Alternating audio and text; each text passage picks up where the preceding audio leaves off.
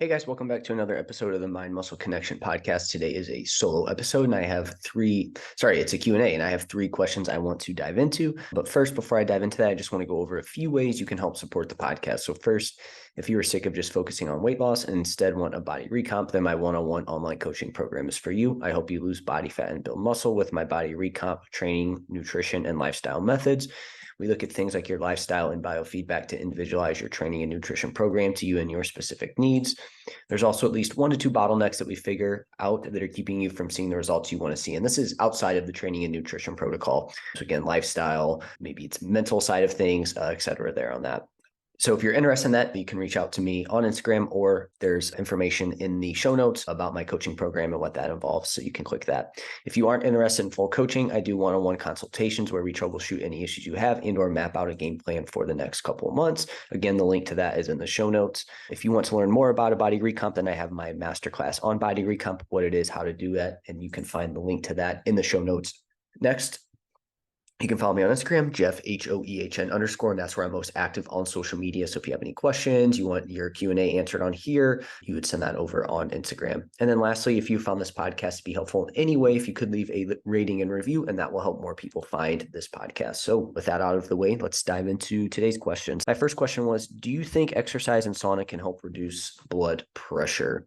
And so I'm going to end up taking this kind of from the overall health perspective, but for blood pressure in just itself, I think if you don't exercise, then you start exercising, 100% exercise is going to lower blood pressure. I do think that is going to have that impact. Now, obviously, body weight's going to play a role in that as well too, but for sure, if you are not exercising, it's certainly going to help with that.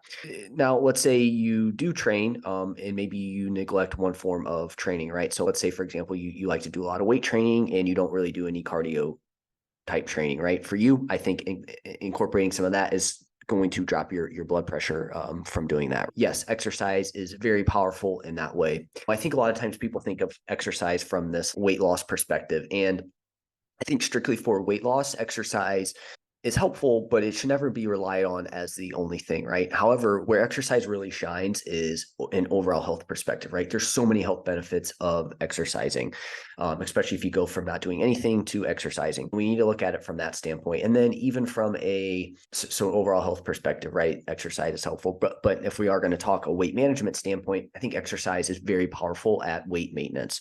Again, if you're somebody that doesn't exercise at all, going from doing that to exercising is certainly going to have an impact on you. Probably see some decrease in weight initially. However, that is going to plateau if you only rely on exercise over time. Okay. However, exercise is still very helpful at maintaining your body weight. Is it bulletproof from seeing weight come up? No, but it definitely can help, especially if you don't. Again, you're going to do that initial exercise, you'll probably see some weight drop if you were really sedentary. And then over time, you'll see it more likely to maintain your body weight, which is a win. I think a lot of times people overlook the importance of maintaining your body weight, and they think that if something doesn't elicit weight loss, it's somehow inherently bad. But that's not the case. We need to look at, okay, what's maintaining weight as well too, because people don't necessarily have maintenance of weight is a problem, and it's more so people gain weight over time, and we need to find ways to counteract that as well. Specifically with blood pressure, to go off of this, if you're already exercising a good amount and aren't neglecting one form of training, so you're not like never doing cardio or something like that, and you still have fairly high blood pressure, I would also look at lifestyle factors. Okay. So things like your nutrition, what's that? That's obviously going to play a big role at that point. Your stress management, what's that? Are you always constantly stressed? And then you have these kind of poor stress management techniques that just make things worse. What's your sleep? Sleep's going to have a large impact on that as well too. And so these things I just mentioned, they're going to likely impact that more at this point, especially if you're already exercising a good amount. So it's really important to see what you're currently doing, because that's going to play a big role in it. Again, if you're exercising a ton, it's like going from 4 to 5 days to 6 to 7. That's probably not what the problem is. Now, again, if you're not doing cardio or something like that, and you're just weight training, maybe you add in a little bit of cardio, that could play a role there on it. But again, at that point, we need to look at our lifestyle, nutrition, and things like that. And those are the things that I find that people end up struggling the most with. I'm going to come back to this thought, but as far as the sauna goes, I really don't know for sure. Again, I would imagine that all the things above are going to have a bigger impact. Maybe sauna has a very small impact on it. But I think at the end of the day, exercise and then those lifestyle factors are going to be the biggest thing there with that. And so this kind of question got me thinking, Okay, so if you aren't thrilled with your body comp or overall health, and you already consistently say you get 6 to 10K steps per day or more, if you already do at least 1 to 2 cardio sessions per week, and you lift weights at least 3 times per week, you've probably mostly maxed out like the benefits of from a health and body comp perspective, right? Is there still a little bit more wiggle room here where if you go from 3 to 4, that's going to be a little bit better from like a muscle building standpoint? Probably.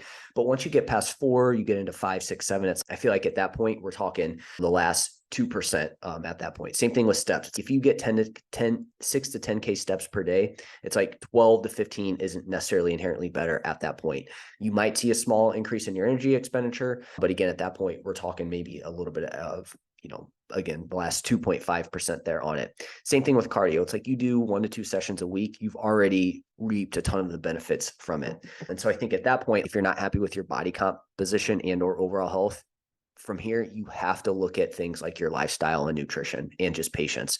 I think too many people, whether this be from a body comp perspective, it's, you look at it, things aren't changing. Do I need to do more workouts? Do I need to increase my training intensity? It's probably not. You're going to have to, unfortunately, do the things outside of the gym. And again, with nutrition, to me, those are like the tougher things to focus on versus like working out 4, 5, 6 more days per week. And so I think at this point, I'm not saying that you have to, if you train 4 days per week, that's not better than 3. But I think, again, we have to think about, okay, if you're doing those things I mentioned, at some point, there's going to be this kind of, if you keep doing more, it's not going to like exponentially continue to see more and more progress from that. You're going to have to work on your sleep. Probably you're going to have to work on your stress management. You're probably going to, unfortunately, have to dial in your nutrition. Again, this can be very challenging for people with that. So I think with this question, it all depends on what you're currently doing and what's going on there with that. So again, exercise, yes, can be super helpful for these things, but if you're already doing a lot of it, doing more probably isn't going to do a ton, and you need to see what your kind of biggest limiting factors are. And this again goes back to what I talk about with these like bottlenecks and with clients. We figure out what those are. And again, they're usually not the training or nutrition protocol. Sometimes it's nutrition, right? But it could be, again, your lifestyle or even the mental side of things. So hopefully that was helpful there on that. Again, that was something that was just on my mind about, okay, at some point we need to focus on that limiting factor. And the same thing can go with, hey, I'm already moving 15,000 steps per day, working out 6 days a week. What's going on? Are you focused on your nutrition? And usually that's your biggest thing there with that. You need to focus on your nutrition at that point. So sometimes it's something that you don't necessarily want to do, but that comes back to just getting uncomfortable here with it. So side tangent, but I think it all goes together there with that. So the next question was, any value to volume progression / mesos, build volume over 6 weeks, then deload. And so I'm assuming, again, this person's specifically talking about adding sets, because that's usually what people mean when they're talking about volume for muscle growth, right? They're talking about adding sets.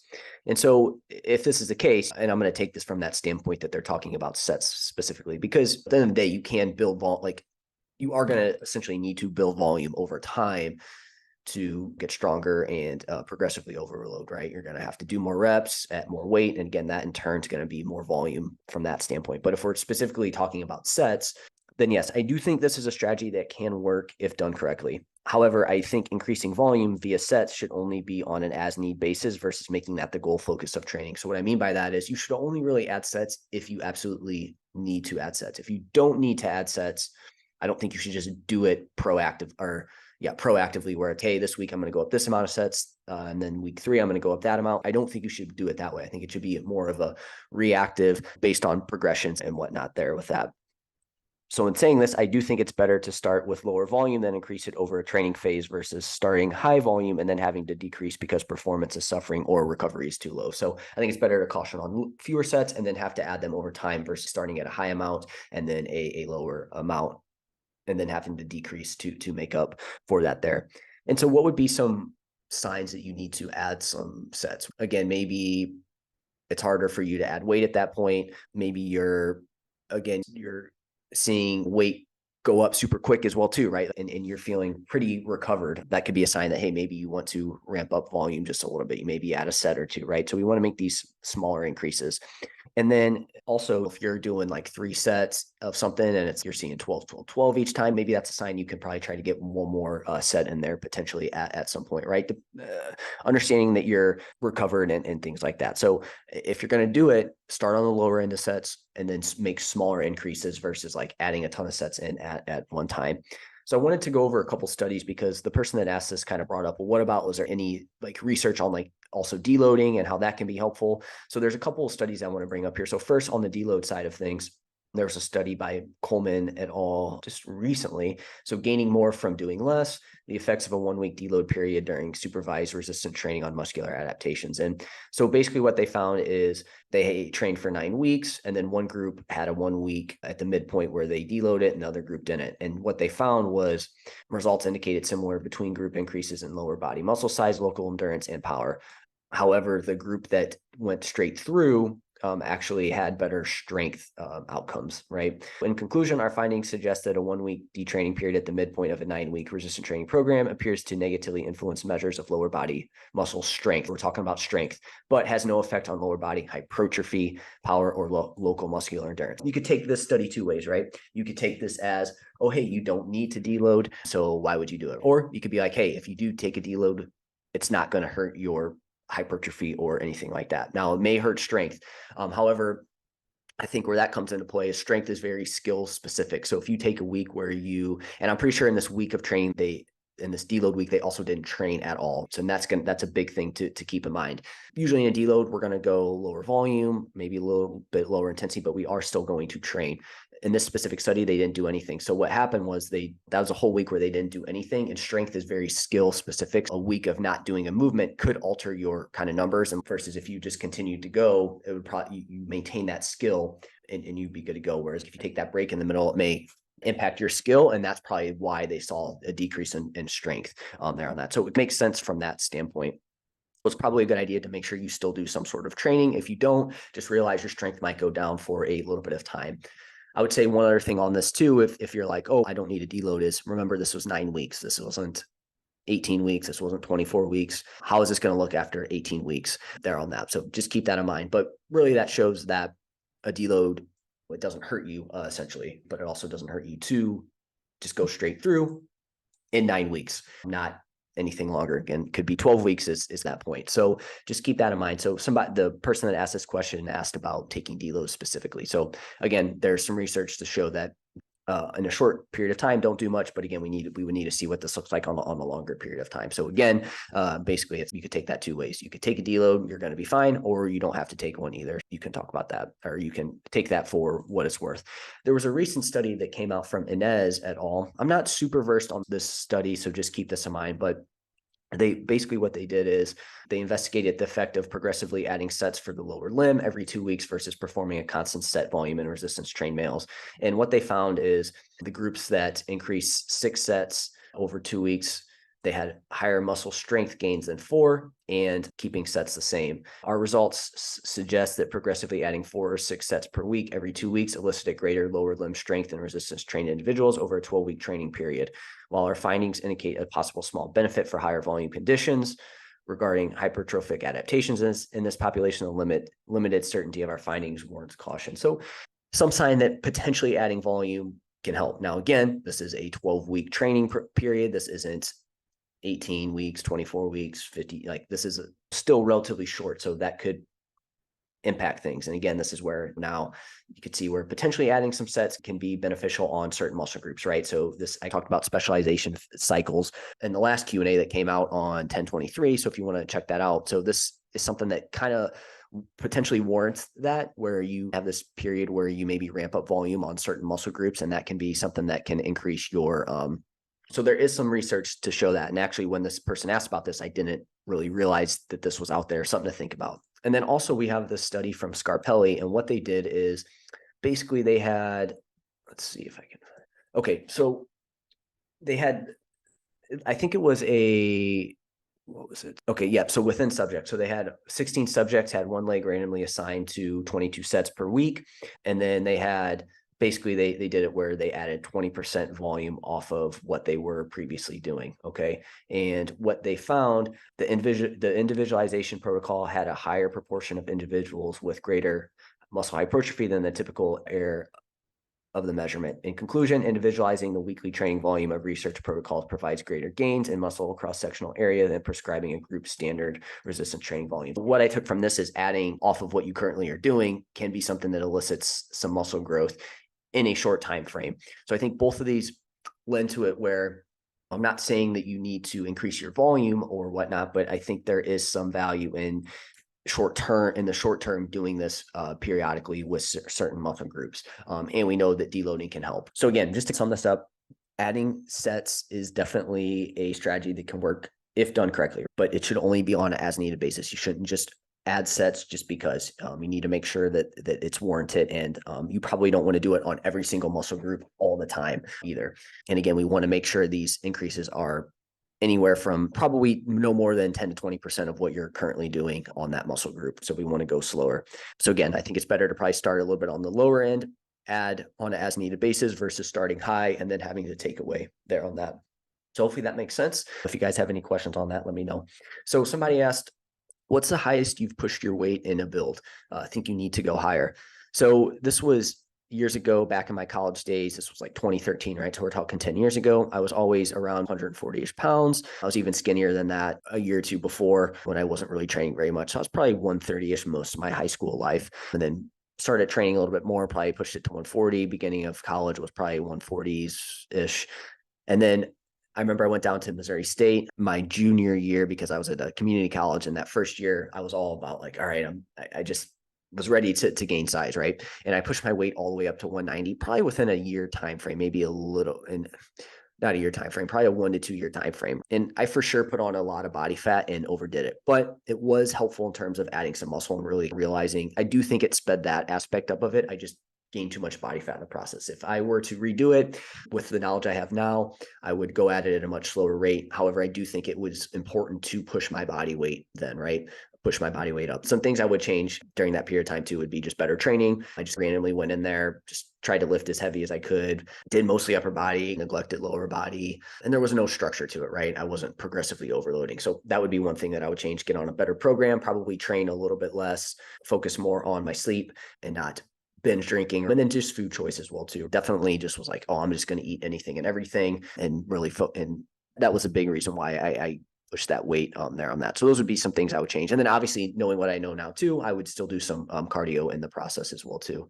So like I said, I think that period of time was definitely helpful from really adding some muscle and size to my frame that I needed, right? Had I not pushed that body weight, I would have been trying to stay lean. I don't think I would have gained as much muscle. However, I literally just tried to increase my scale weight as much as I could. So like anytime I got on it, I was like, man, I hope I'm higher. I'd weigh myself after meals, just not a very healthy relationship there with that. But again, the goal was to just push that body weight as high as I could. So that was my max there with that. And then let's fast forward to a couple years of learning more, doing a couple bodybuilding shows. Now we're at 2021. And so towards the end of it, I pushed my body weight to 180 in a building phase under a coach. And so it was in a much slower and methodical way. However, I still, looking back, feel like that was probably a bit too much, probably a little too high. I probably didn't need to go that high. And so moving forward, I'll probably cap my building phases at around 170-ish pounds. As once I get past that, I just don't feel as great. And this was who I was. I think I talked to Brandon DeCruz about this, where we were just talking about how at this point, I don't need to push my body to these like extreme limits to where then it starts to impact things outside the gym, in the gym, work, stuff like that. It's finding that sweet spot where it's like, hey, I can push myself. This is going to be helpful, but I also am not going to the extremes here with it because I don't need to and I don't want to. And so I think capping it around 170-ish is where I'm going to go moving forward, as I did like that a lot better. The cut was a lot quicker, a lot easier on the way down from there. And I just never got to that point to where I just felt like digestion was off. I just felt like crap because I was eating so much, some of those negative side effects that come from that.